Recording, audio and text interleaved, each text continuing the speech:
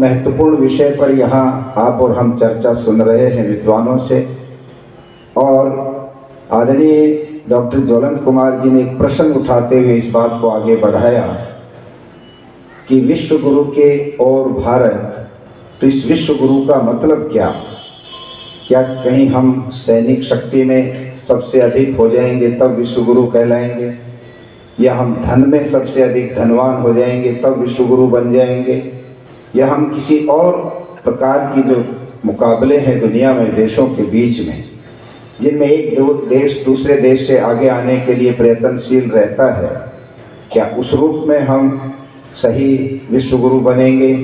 किंतु उन्होंने इन सारे प्रश्नों का समाधान देते हुए एक ही बात कही कि जिन बातों की वजह से भारत को विश्व गुरु माना गया वो बातें हैं उस देश के अंदर वहाँ के चरित्र से जुड़ी, वहाँ की नैतिकता से जुड़ी, वहाँ के सामाजिक सिस्टम से जुड़ी, वहाँ के परिवार के सुख और शांति से जुड़ी, वहाँ के परस्पर लोगों के बीच में जो एक सौहार्द रहा उससे जुड़ी, और वहाँ की ऊंची संस्कृति जो औरों के लिए जीने की प्रेरणा देती है उससे जुड़ी। इन सब बातों के कारण से ये भारत विश्व गुरु रहा। और ये सारे बातें भारत को मिली कहाँ से? अंत में उन्होंने अपने व्याख्यान का निष्कर्ष देते हुए ये बात स्पष्ट कर दी है कि परमात्मा इस संसार के अंदर जब सृष्टि को बनाते हैं तो सबसे पहले वेद का ज्ञान इस मानव मात्र के उपकार के लिए देते हैं, और ये वेद का ज्ञान महाभारत पर्यंत इस संसार के अंदर रहा। ये इतिहास के आधार पर हम कह सकते हैं। महर्षि दयानंद सरस्वती ने भी स्वयं यही कहा कि सृष्टि के प्रारंभ से लेकर के महाभारत पर्यंत और ब्रह्मा से लेकर जैमिनी पर्यंत जितनी भी मान्यताएं रही हैं, वैदिक मान्यताएं, मैं उन्हीं को आगे बढ़ाने का काम कर रहा हूं। उनसे अतिरिक्त मेरा अपना कोई अलग से मत या कोई विचार नहीं है। जो उन ऋषियों ने बातों को समाज के लिए प्रस्तुत किया, उसको आगे बढ़ाया, उन्हें मैं भी आगे बढ़ा रहा हूँ।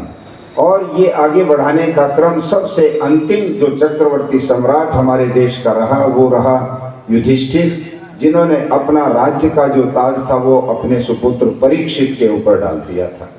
और उसके बाद भारत पतन की तरफ आगे बढ़ा। 4200 साल पहले इस दुनिया के अंदर विभिन्न मठ पैदा होने लगे, तो ऋषि दयानंद तो ये लिखते हैं कि महाभारत से 1000 वर्ष पहले पतन प्रारंभ हो गया था। समाज में आलस्य और प्रमाद आने लगा था, आपस में ईर्ष्या द्वेष बढ़ने लगी थी, झगड़े झंझट होने लगे थे, वैदिक मान्यताओं को लोगों ने मानना कम कर दिया था, और लोग कहीं जुआ खेलने के, कहीं और नशे विषय के व्यसनों में पड़ने लगे थे। पारिवारिक सिस्टम भी खराब होने लगा था और अनेक प्रकार की कमियां समाज में आने लगी थी। और महाभारत आते आते वो कहते हैं कि ऐसी स्थिति आ गई थी वैदिक मान्यताओं की कि जैसे शाम को जिस समय सूर्य अस्त होने की तरफ जाता है तो सूर्य का जो प्रकाश है वो धूमिल हो जाता है, और उस धूमिल प्रकाश में सब चीजें स्पष्ट दिखाई नहीं देती। तो कहते वैदिक मान्यताओं का अवसान होते होते महाभारत जब हुआ उस समय उस वैदिक मान्यताओं का जो प्रकाश था वो इतना ही धूमिल हो गया था जितना शाम को सूर्य अस्त के समय हम लोगों को प्रतीत होता है। और उसके पश्चात वो जो पतन का जो क्रम था वो रुका नहीं। हमारे देश के ऊपर अनेक प्रकार के जो है आक्रांता आए, अनेक प्रकार की संस्कृतियों के आक्रमण हुए, हमारे देश के पुराने सारे साहित्य को जलाया गया।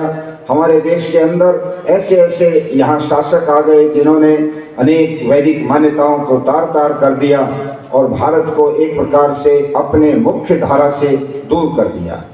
और वो चलते चलते आज हम और आप बैठ करके आर्य समाज के मंचों पर इस बात के बारे में चिंतन करते हैं कि भारत फिर से अपने उस विश्व गुरु के गौरव को कैसे प्राप्त करे। वेद का एक मंत्र है, वो मैं आपके सामने प्रस्तुत करते हुए निवेदन करना चाहता हूँ कि परमपिता परमात्मा ने भी मनुष्यों को एक निर्देश दिया है इस मंत्र के द्वारा कि जो लोग इस मंत्र के आधार पर दो बातों को अपने जीवन के अंदर अपना लेते हैं, वो लोग जिस राष्ट्र में रहते हैं उस राष्ट्र का जो गौरव है, उस राष्ट्र का जो स्तर है, वो पूरी दुनिया के अंदर सबसे ऊंचा हो जाता है। अर्थात वो राष्ट्र पूरी दुनिया का गुरु बन जाता है। तो वो वेद का मंत्र क्या है? मंत्र कहता है भद्रम इच्छन्त ऋषयः, सोर्विदस तपो दीक्षाम उपनिषेदु रक्रे ततो राष्ट्रम बलम ओजस्य जातम तदस्मै देवा उपसन्न मंत्र। ये मंत्र कहता कि दो बातें हैं, जिस राष्ट्र के अंदर इन दो बातों के ऊपर उस राष्ट्र के रहने वाले लोग पूरा प्रतिज्ञा करके उसके ऊपर अपना आचरण करना शुरू कर देते हैं, उस राष्ट्र के पैरों के अंदर दुनिया की सारी शक्तियां अपना मस्तक रख देती हैं, दुनिया की सारी ताकतें उस राष्ट्र के सामने हार मान लेती हैं और उस राष्ट्र का गुरुत्व स्वीकार कर लेते हैं। वो दो बातें क्या हैं? एक है तप और दूसरी है दीक्षा। तप प्रतीक है आश्रम व्यवस्था का और दीक्षा प्रतीक है वर्ण व्यवस्था का।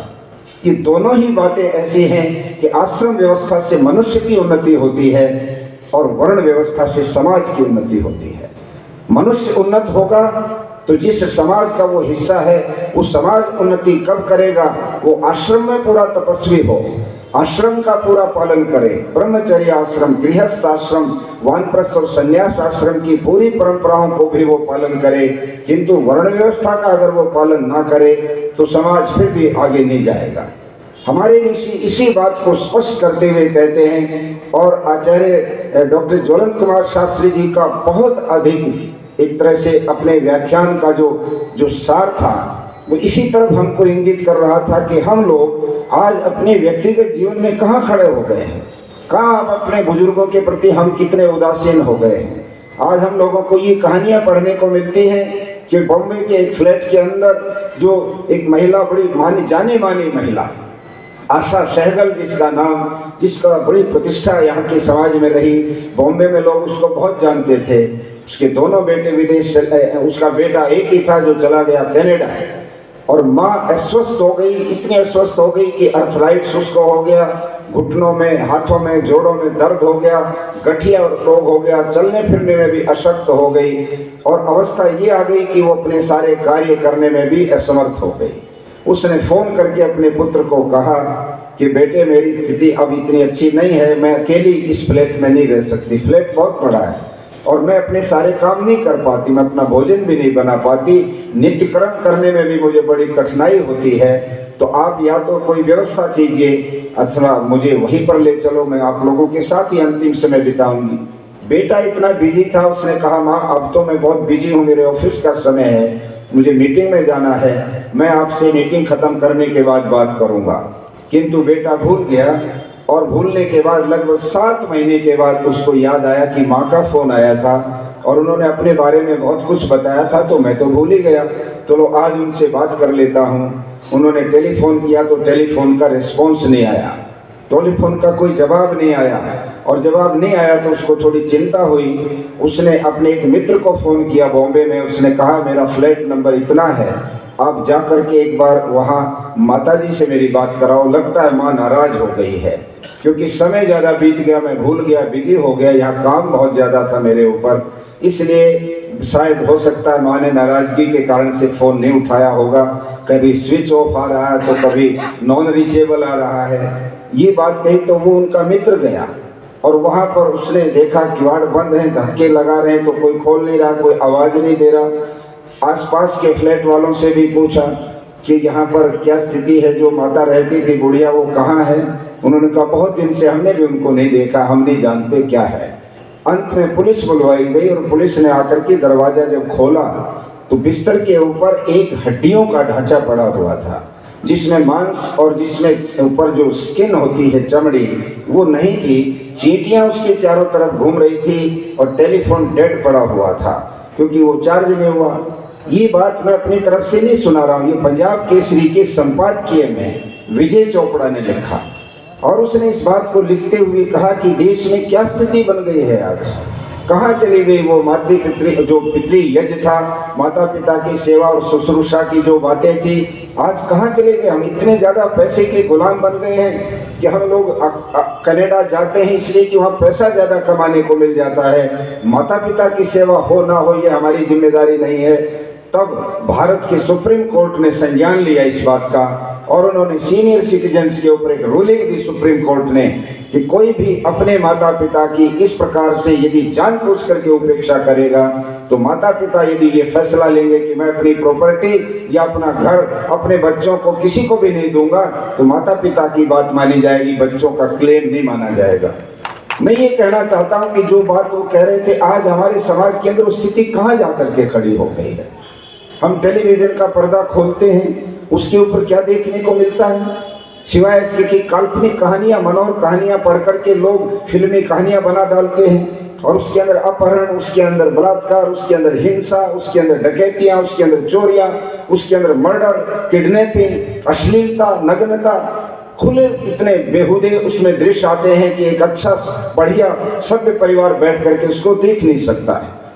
हमारी सारी संस्कृति को पूरी तरह से तार तार करके रखा है। ये टेलीफोन मेरे पास है, मैं एक सन्यासी हूँ, मैं इसको जो खोलता हूँ तो अब तो ये स्थिति आ गई। अभी पिछले 1 महीने से मैं देख रहा हूँ रूटीन में जो व्हाट्सएप या जो इसके ऊपर फेसबुक के प्रोग्राम आते हैं तो मैं केवल आर्य समाज की कोई गतिविधियां आती देखने के ढंग से मैं देख लेता हूं कई बार, तो 1-2 बार ऊपर करते ही मैं देखता हूं उसके ऊपर इतनी बेहूदी, इतनी वल्गर भाषा लिखी हुई आती है कि मैं तुरंत उसको या तो ऊपर करता हूं या नीचे करता हूं। उसको पढ़ने में भी मुझे संकोच होता है।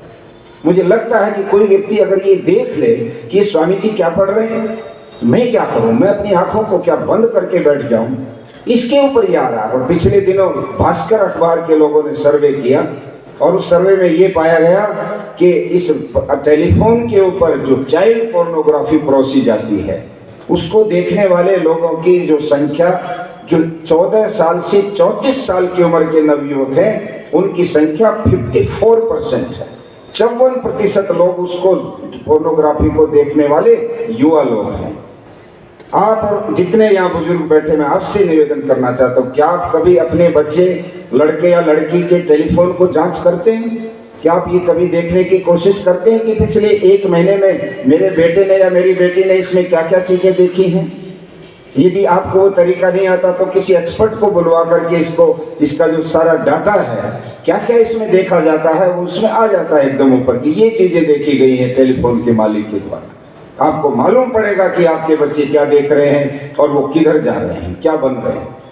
इसलिए कहते हैं कि जो आश्रम व्यवस्था है इसका पालन जब तक नहीं होगा तब तक हम कल्पनाओं में रह जाएंगे। यहाँ से निकलने वाले जितने भी नौजवान निकलेंगे जो ब्रह्मचर्य आश्रम का पालन नहीं करते, जो आज की सारी विलासी जिंदगी जीने वाले बच्चे जो स्टूडेंट्स हैं और उनमें से निकल करके जो बड़े बड़े अधिकारी या बड़े बड़े पदों पर जाएंगे, क्या बनेंगे? वो जो IAS और IPS बनते हैं, आप जानते हैं उनकी कीमत कितनी लगती है? जो शादी का उनका निमंत्रण आता है 1.5 और 2-2 करोड़ रुपया वे लोग अपने बोली लगा करके मांगते हैं कि हमारी कीमत अब साधारण नहीं है, हम IAS हो चुके हैं, हम शादी में इतना रुपया लेंगे। बहुत आदर्श लोग होते हैं कुछ जो घोषणा करते हैं कि हम कोई पैसा नहीं लेंगे, उन पर हमको गर्व है। ऐसे भी कुछ संस्कारी नौजवान आते हैं, किंतु बाढ़ आई हुई है कि युवाओं का निर्माण नहीं हो रहा। और महर्षि दयानंद सरस्वती को ये श्रेय जाता है, मैं दावे से कहता हूँ। पूरी दुनिया के आप साहित्य को पढ़ लीजिए, पूरी दुनिया के मत संप्रदायों के साहित्य को पढ़ लीजिए, उनकी कार्यशैली को एक बार आप देख लीजिए, मनुष्य के निर्माण की योजना आपको कहीं नहीं मिलेगी। ऋषि दयानंद ने कितना दूरदृष्टि का कार्य किया कि संस्कार विधि में आज जो व्यक्ति, जो नवयुवक या नवयुवती आज जो अपने एक नए बच्चे के जन्म देने का मन बनाते हैं, संकल्प करते हैं, तो ऋषि दयानंद कहते हैं गर्भाधान संस्कार करो पहले। अभी बच्चा भी नहीं है, अभी कोई कार्य भी शुरू नहीं हुआ किसी प्रकार का, बच्चे के निर्माण की केवल मन में एक विचार आया है, उस समय ऋषि दयानंद कहते हैं गर्भाधान संस्कार करो। और सबसे बड़ा शायद गर्भाधान संस्कार विधि के अनुसार होता है और उसमें सारा का सारा सावधानियां बताई जाती।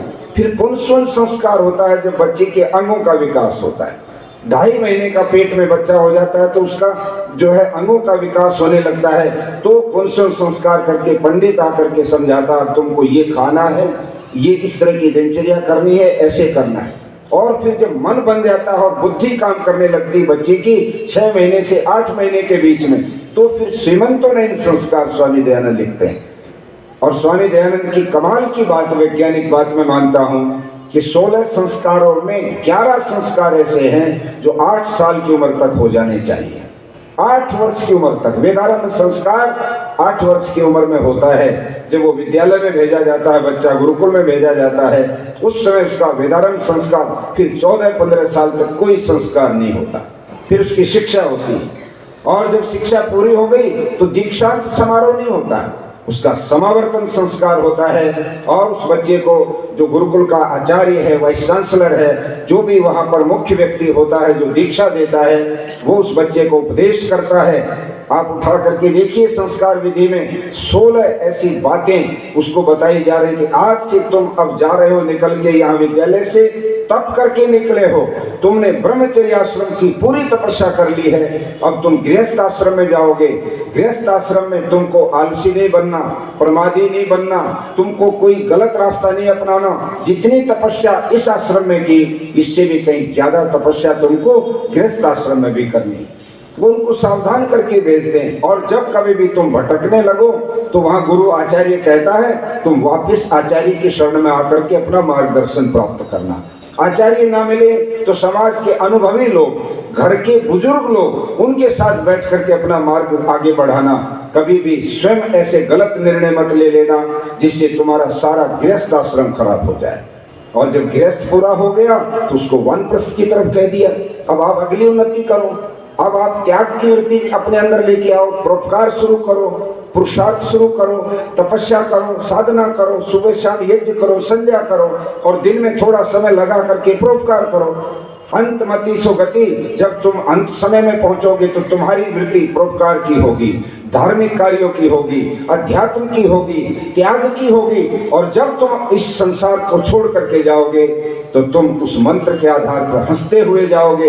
वेद कहता अथर्ववेद, स्वधो परिहित श्रद्धया परियूढ़ा दीक्षा गुप्ता यज्ञ प्रतिष्ठित लोको निधनम, कि जो व्यक्ति संसार से हंसते हुए आनंद के साथ जाना चाहता है वो क्या करे, वो स्वधो परिहित परोपकारी बने, परोपकार को अपने जीवन के अंदर उतार, परोपकार के लिए अपना अन्न धन शक्ति लगाने का निर्णय करे, वो श्रद्धावान बने, वो अंधविश्वासी नहीं, वो अंध परंपराओं को ढोने वाला नहीं, श्रद्धालु बने। श्रद्धालु कौन होता है? जो सत्य को जानता है, जो ये जानता है कि ईश्वर की उपासना ये सही है या नहीं। यदि सही नहीं है तो उसमें अपना व्यर्थ समय नहीं गंवाए, वो श्रद्धालु है। कोई व्यक्ति कहे मेरी तो श्रद्धा है, मैं तो ये कर रहा हूं, भाई इस बात की श्रद्धा का मतलब क्या हुआ? जहाँ सत्य नहीं है उसको तुम क्या धारण करोगे? इस नाते से आश्रम परंपरा सबसे महत्वपूर्ण एक चीज है जो आर्य समाज और महर्षि दयानंद प्रारंभ से समाज के अंदर इस बात की प्रतिष्ठा करता है। और जिस राष्ट्र में आश्रम परंपरा को लोग अच्छी तरह से समझ करके उसको अपना लेते हैं तो एक हिस्सा विश्व गुरु बनने का उनका बन गया। दूसरा है वर्ण व्यवस्था, दीक्षा। शिक्षा की दीक्षा होती है, दीक्षांत नहीं होता। और दीक्षा क्या है? अपने कार्य क्षेत्र का वर्ण करना, अपने कार्य क्षेत्र को चुनना। स्वयं विद्यार्थी पढ़ लिख करके जब पूरी विद्या कर लेता, आचार्य देखता है इसमें से कौन चारों वेदों का विद्वान बन गया, कौन बड़ा डॉक्टर बन गया, कौन बड़ा इंजीनियर बन गया, कौन बड़ा वकील बन गया, कौन किसमें क्या योग्यता है, वो फिर उसको दीक्षा देता है और उसको प्रतिज्ञा करवाता है मैं अपने दीक्षा का जो क्षेत्र है उसमें पूरी ईमानदारी से, निष्ठा से मैं अपना दायित्व निभाऊंगा। जहाँ पर आश्रम व्यवस्था ठीक हो, जहाँ पर वर्ण व्यवस्था ठीक हो, वहाँ पर राष्ट्र बनता है। और जहाँ पर राष्ट्र बनता है वहाँ क्या होता है? जैसे ये शरीर एक राष्ट्र की एक उपमा देकर मैं समझाना चाहता हूँ। ये शरीर रूपी राष्ट्र कब मजबूत होता है? जब इसके एक पैर की छोटी उंगली में भी कांटा लग जाए तो सारा शरीर कांप उठे, झंझना उठे, प्रतिक्रिया हो जाए पूरे शरीर के अंदर, शरीर में हलचल मच जाए कि क्या हो गया, कि मेरे राष्ट्र के ऊपर कहीं ना कहीं से कुछ हमला हुआ है, मेरी उंगली पर अटैक हुआ है, दर्द हो रहा है। सबसे पहले कौन चिंतित होता है? ये मस्तिष्क। और ये मस्तिष्क किसका काम करता है, किसका प्रतीक है? ब्राह्मण का। ब्राह्मण मुखमासी, ये मुख से ऊपर का हिस्सा ब्राह्मण है, बुद्धि का काम करता है ये। इसको सबसे पहले ये परेशानी होती है कि इस शरीर रूपी राष्ट्र के ऊपर कहीं विपत्ति आई है तो फौरन क्षत्रियों को कहता है भागो और वहां पर देखो कौन हमारे राष्ट्र पर इस प्रकार से आक्रमण कर रहा है। ये हाथ दौड़ते हैं और दौड़ करके उस कांटे को निकालने की कोशिश करते हैं, किंतु इनकी कुशलता कहीं ना कहीं थोड़ी बहुत कम रह गई। कांटा नहीं निकाल पाए तो सूचना दे दी कि कांटा तो नहीं निकल रहा हमसे, हम क्या करें। तो स्वयं ये देवता आगे बढ़ता है, पैर के नजदीक जाकर आंखों से देखता है और उसमें कुरेद करके उसको तैयार करता है कि ये कांटा जब तक नहीं निकलेगा इस राष्ट्र को, इस शरीर को चैन नहीं मिलेगा। तो ये ब्राह्मण स्वयं आगे बढ़ करके उसको कुरेद करके, कई बार आपने व्यवहार में देखा होगा कि मुंह से भी उस कांटे को निकाल करके फेंक देता है। मैं उन लोगों को ये बात कहना चाहता हूं जो लोग वर्ण व्यवस्था का विरोध करके ये कह देते हैं कि यहाँ तो जन्म से छोटा बड़ा और किसी को कुछ और किसी को कुछ माना जाता, वो गलत। वैदिक वर्ण व्यवस्था में जैसे एक राष्ट्र के अंदर एक छोटे से व्यक्ति के ऊपर ये जो पैरों में शरीर के जो शूद्र हैं, ये पैर शरीर के शूद्र हैं, और अगर पैर पैरालाइज्ड हो जाए, रीढ़ की हड्डी में चोट लग जाए और कोई आक्रमण हो जाए, कोई गड़बड़ हो जाए, पैर काम करना छोड़ दे, तो आप मुझे बताइए ये सारा का सारा उधर जो वैश्य है, ये क्षत्रिय है, ये ब्राह्मण, तीनों के तीनों वर्ण अयोग्य सिद्ध हो जाएंगे। खाट पर बैठना पड़ जाता है, हॉस्पिटल जाना पड़ता है। ये पैरालाइज ठीक हो तो कुछ काम करें। शूद्र आधार बनता है पूरे राष्ट्र का। शूद्र को शक्ति संपन्न रखना हमारा दायित्व है। कहते एक बार पेट के खिलाफ सारे अंगों ने विद्रोह कर दिया। किसी ने बहका दिया कि जो वैश्य है ये सारे धन के ऊपर कब्जा करे बैठा है और हम लोग तो कमजोर होते जाते और ये फैलता जाता है। बोले भाई ये कैसे, कि सारा माल तो इसी को देते हो और ये औरों को बांटता नहीं। तुम देख लो इसका पेट कितना बड़ा हो गया है, हाथ भी सिकुड़ रहे हैं, गर्दन भी पतली हो गई है, पैर भी पतले हो गए हैं, तो इसके खिलाफ भूख हड़ताल कर दो। अब उन्होंने कहा भाई आज के बाद हम भूख हड़ताल करते हैं, हम नहीं खाएंगे। और ये कहने लगा भाई क्यों नहीं खाते, कि तुम सारा ले लेते हो माल और हमें कुछ नहीं देते हो। बोले तुम तो मूर्ख हो, तुम्हें पता ही नहीं प्रक्रिया क्या है। मैं लेता हूँ, उसको हजम करता हूँ, पाचन करता हूँ, उसकी प्रक्रिया है, फिर वो सारे तुम सबको पहुँचता है। और अगर तुम ये करोगे तो 3 दिन में तुमको पता भी लग जाएगा। जब भोजन नहीं जाएगा तो मेरा भी मामला गड़बड़ाने लगेगा, तो मैं कमजोर हुआ तो तुम और अधिक कमजोर हो जाओगे। और वही हुआ। 3 दिन के अंदर जब वैश्य के पास वो माल नहीं गया, खाने का सामान नहीं गया और शरीर में वीकनेस आने लगी, तो ये सब लोग और घबरा गए कि ये तो और भी गड़बड़ हो गई। और सब ने सरेंडर करके कहा कि अब हमको पता लग गया कि चारों के चारों वर्ण जब तक समन्वय करके पूरे राष्ट्र को आगे नहीं ले जाते हैं तब तक ये राष्ट्र कभी भी आगे नहीं बढ़ सकता। वैदिक वर्ण व्यवस्था के अंदर मैं ये दावे से कहता हूँ, जिन लोगों ने राजनीति का हिस्सा बनाकर इस वर्ण व्यवस्था को और मनुस्मृति को और मनु महाराज को चैलेंज किया, और जयपुर के मनु महाराज के जो आदम कद वहां स्टेचू लगा है हाई कोर्ट के सामने, उसके ऊपर जाकर के अटैक किया, मैं उन लोगों से कहना चाहता हूं तुम्हारी अधूरी जानकारी है। तुम लोगों ने वैदिक वर्ण व्यवस्था को नहीं जाना, तुम लोगों ने वैदिक मनुस्मृति को नहीं समझाना पड़ा। वहां पर कहीं भी जन्म से कोई किसी को छोटा शूद्र या ब्राह्मण नहीं माना जाता है। जन्मना जायते शूद्रा संस्कारा द्विज उच्यते। जन्म से सब शूद्र पैदा होते हैं, किंतु संस्कारों से, विद्या से, ज्ञान से वो द्विज बनते हैं। उनका दोबारा जन्म होता है, वो विद्वान बनते हैं, वो ब्राह्मण बनते हैं, क्षत्रिय बनते हैं, वैश्य बनते हैं। और जो नहीं पढ़ पाते हैं वो शूद्र रह जाते हैं। मैं महर्षि दयानंद की एक बात आपके सामने कह करके वाणी को विराम दूंगा, क्योंकि विषय इतना बड़ा है, ये इस पर जितना बोला जाए उतना कम है। और वर्तमान के ढांचे को देखते हुए मैं समझता हूँ ये विषय बहुत अच्छे ढंग से हम लोगों के बीच में ले जाना चाहिए। यदि भारत को विश्व गुरु बनाना है, निस्संदेह हमको पीछे लौटना पड़ेगा। पिछले दिनों एक विश्वविद्यालय में मुझे बुलाया बोलने के लिए, और मेरा विषय ये था, what are the universal values, by adopting them we can adopt a healthy, wealthy and prosperous life। वो कौन सी वैश्विक मूल्य हैं जिनको अपनाने से हम बहुत स्वस्थ और बड़ा आनंद का जीवन प्राप्त कर सकते हैं। अब आप जानते हैं, हम वेद की बात कहते हैं तो कुछ लोग दूसरी बातें लेके खड़े हो जाते हैं, हम कुछ और बात कहते हैं तो कुछ लोग और बातें खड़े हो जाते हैं। और मैंने तो हमारे देश के प्रधानमंत्री जी को पत्र लिखा था जब योग का विश्व दिवस घोषित हुआ तो सबसे पहले जब राजपथ के ऊपर योग दिवस मनाया गया तो प्रधानमंत्री जी ने एक उनके आसनों की लिस्ट डिक्लेयर की कि ये आसन सब लोग मिलके करेंगे, पूरे देश में एक साथ ये आसन किए जाएंगे। और उन आसनों में एक आसन था सूर्य नमस्कार। जब सूर्य नमस्कार उसमें छपा तो कुछ लोगों ने कहा हम तो सूर्य को नमस्कार नहीं किया करते, ये हमारे धर्म के खिलाफ है, हम किसी भी को नहीं करते, हम केवल एक ईश्वर को नमस्कार करते हैं, बाकी और किसी को नहीं। जब ये बात कही तो बहस चली, लोगों ने तर्क दिए कि ये कोई सूर्य के लिए नमस्कार करने का आसन नहीं है, आप सूर्य की तरफ कमर करके आसन कर लो, आप घर के अंदर भीतर जाके आसन कर लो, आप कहीं और कुछ कर लो, ये सूर्य के नमस्कार का आसन नहीं है, बल्कि इसका नाम है इसलिए इसमें 12 पोस्चर है, 12 ऐसे मुद्राएं बनानी पड़ती शरीर की बार बार उस आसन को बदलकर।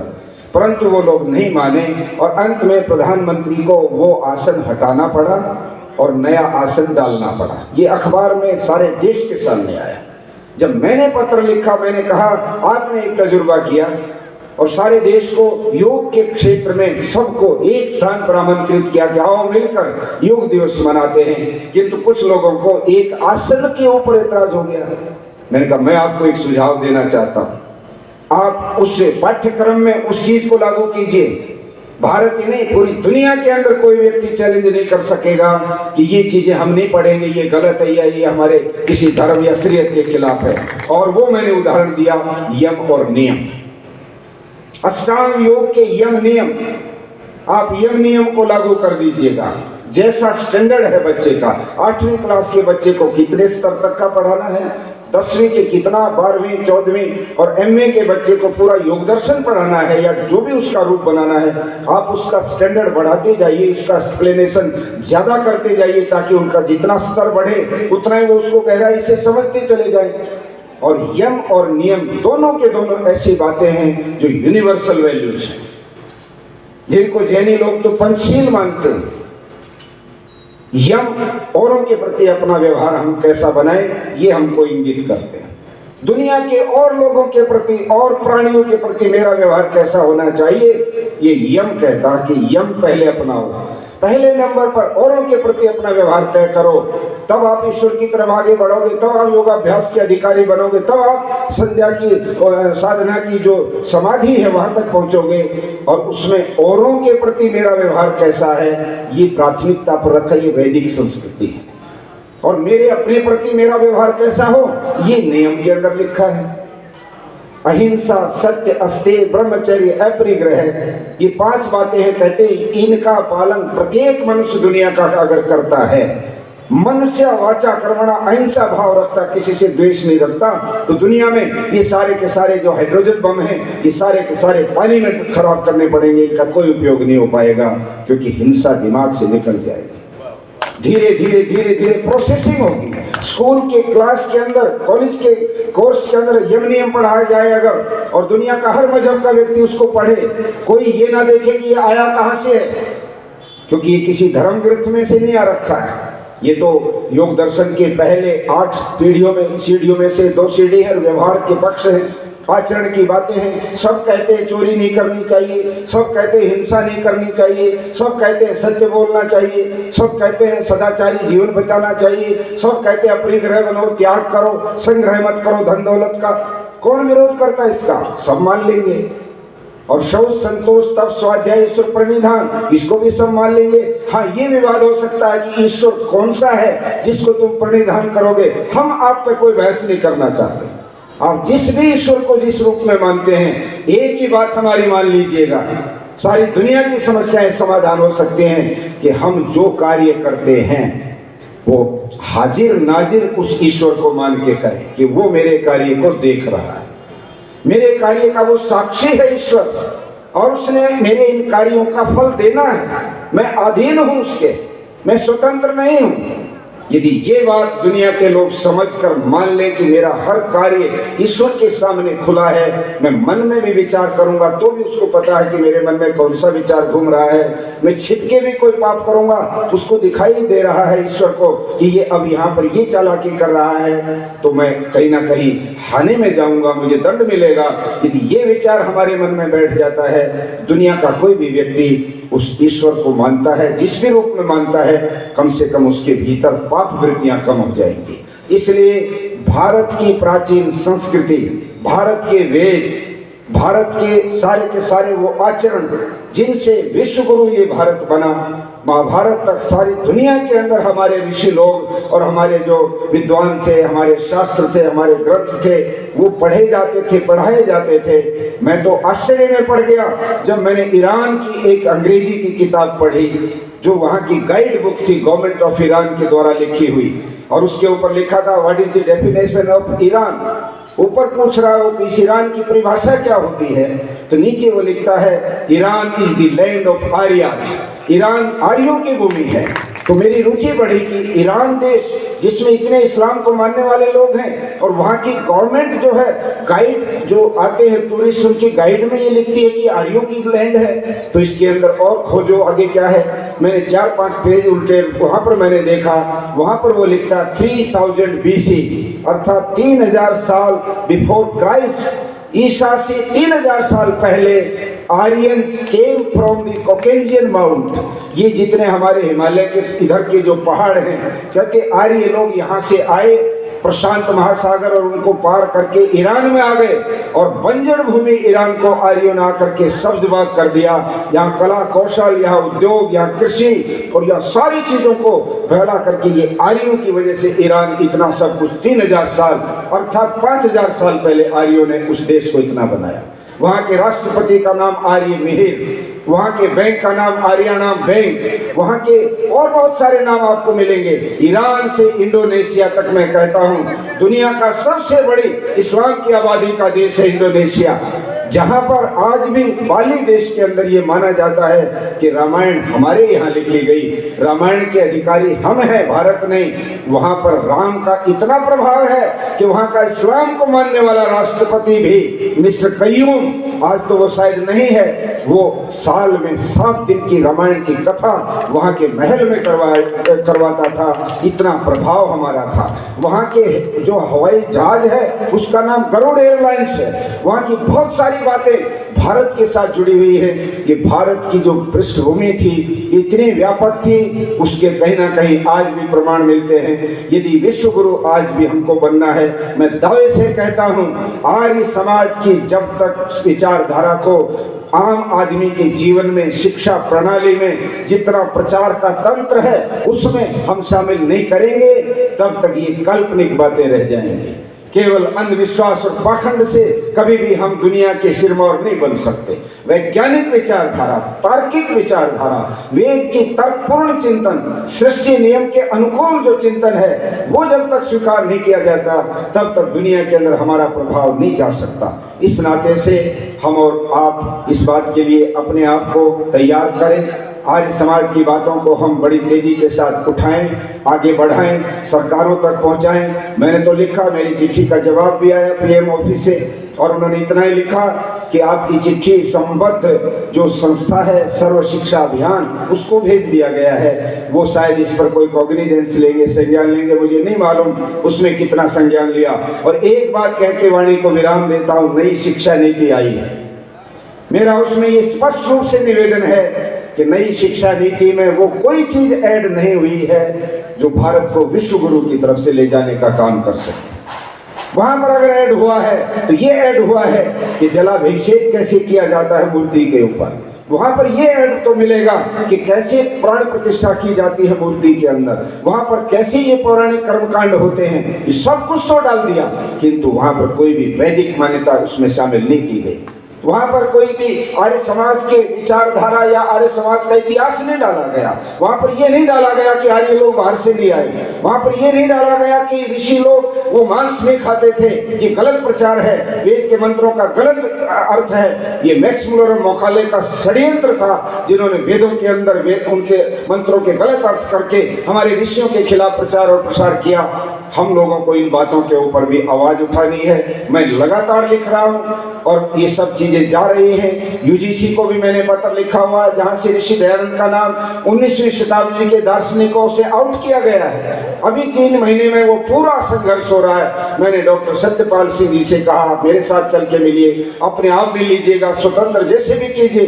दयानंद का नाम आउट होना हम लोगों के लिए बहुत ही गलत है। वो आउट नहीं हो सकता। दुनिया की विचारधारा उनके खिलाफ हो जाए, परंतु दयानंद का स्थान दुनिया के बहुत महापुरुषों से ऊंचा है। इन बातों को लेके हम लोग चलेंगे। जरूर आर्य समाज विश्व गुरु बनाने में हमारे देश को ताकत देगा। हमारे देश की सरकार आदरणीय नरेंद्र मोदी जी जो प्रयत्न कर रहे हैं, मैंने तो कहा कि क्लाइमेट चेंज के ऊपर जिस समय ये गए थे पेरिस में 2 साल पहले, कोरोना से पहले, इन्होंने एक बात कही, वो एक्सप्लेन नहीं कि बहुत मार्के की बात कही। इन्होंने कहा यदि क्लाइमेट चेंज को रोकना है और G20 कंट्री चिंतित है, हजारों करोड़ रुपया डॉलरों में वो खर्च करने की, रोको ग्लोबल वार्मिंग को। ओजोन के अंदर परत में जो सुराख हो गए, ये सूर्य की किरणें बहुत तेजी से गर्म कर रही सारी पृथ्वी को, और हमारे ग्लेशियर पिघल रहे हैं। वैज्ञानिक चिंतित हैं कि ग्लेशियर ऐसे ही पिघलते चले गए तो अगले 20 साल के अंदर समुद्र का पानी 150 फुट ऊंचा उठ जाएगा और समुद्र के किनारे बसे सारे शहर और देश उसमें समा जाएंगे। इससे चिंतित है सारे देश। अभी भी इटली के अंदर मीटिंग हुई है, प्रधानमंत्री उसमें गए थे। उन्होंने उस समय एक बात कही थी जो बहुत काम की बात है, वो है कि लाइफस्टाइल बदलनी पड़ेगी, जीवन शैली बदलनी पड़ेगी। और हमारी जीवन शैली त्याग पर आधारित है। हमारी जीवन शैली सब जीवों के प्रति करुणा की जीवन शैली है।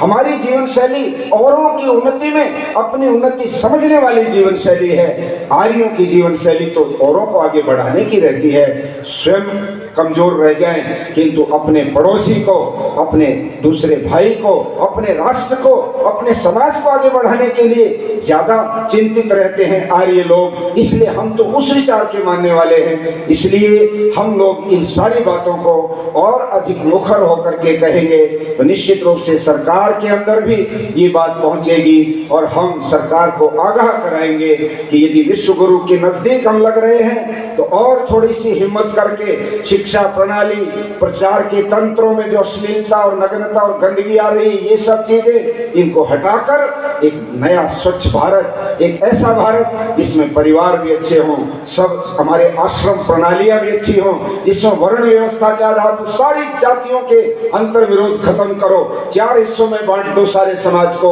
और वो बड़े प्यार से सब लोग आगे चलें। जिसको भी जिस मत में अपनी कोई आस्था है, हम उससे झगड़ा करना नहीं चाहते। वादे वादे जायते तत्व बोध है, बैठ करके संवाद करना हो, विचार करना हो, शास्त्रार्थ करना हो, जब कभी भी करो और उसमें सही अच्छे सम्मान से करो। जो सही बात हो उसको मानो और गलत बात को छोड़ दो। आर्य समाज की यही हमेशा प्रतिज्ञा रही है, किसी को निंदित करके, किसी को छोटा करके नहीं, बल्कि उसकी कमी को दूर करवा के उसका भी उद्धार करने की नीति महर्षि दयानंद की भी थी, आर्य समाज की भी है। इस तरह से यदि हम चलेंगे तो जरूर भारत विश्व गुरु बनेगा।